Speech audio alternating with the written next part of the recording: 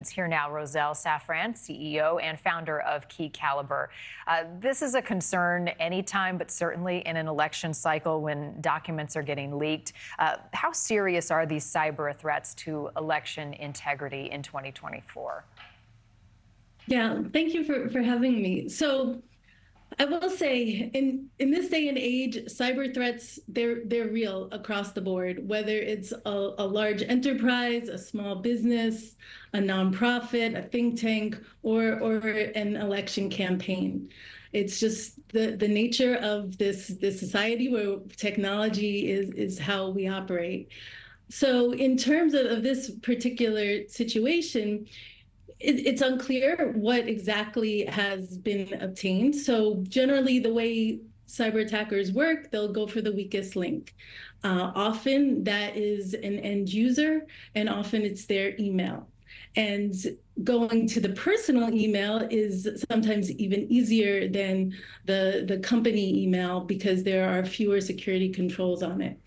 And once one email is compromised, then it's easy to spread to other emails.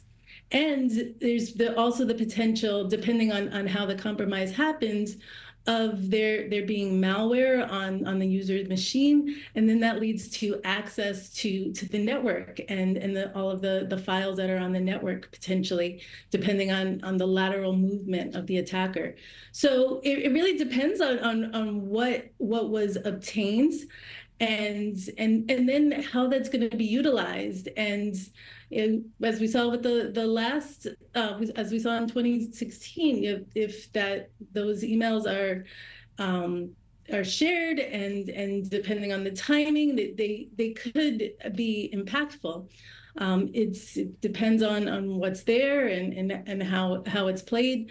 But it is certainly a concern for any organization today that they have sensitive data and there's the ability to get access to it. Right. So you're referring 2016, the Russian hack exposing emails from Hillary Clinton's campaign manager and some of the ramifications from that. Now in 2024, we've got at least 3 news organizations that have received information from the hackers, have not reported it. Ultimately, their motivation is meddling to be destructive to a campaign or to an election. If the information is not passed along, what message does that send to those with nefarious intentions?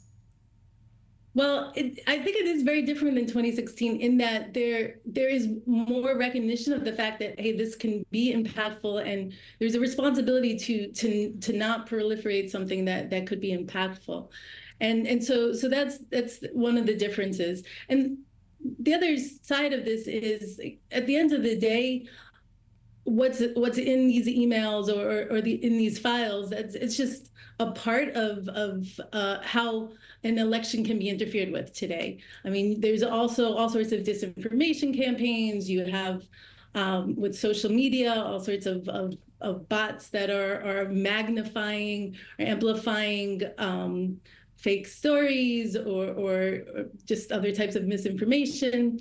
There are also AI is being used to create deep fake videos or to create fake audios.